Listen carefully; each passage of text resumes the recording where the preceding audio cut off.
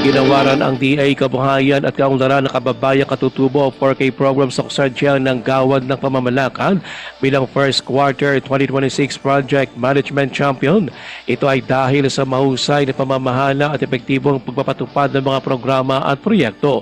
Tinanggap ng DA12 ang parangal sa isinagawang second quarter performance and budget utilization review workshop sa Quezon City nitong Hulyo 13 hanggang 17. Iginawa ng pagkilala ni na Department of Agriculture Undersecretary for Operations Engineer Rudyar Navarro at 4K Program Director Gilbert Baltazar.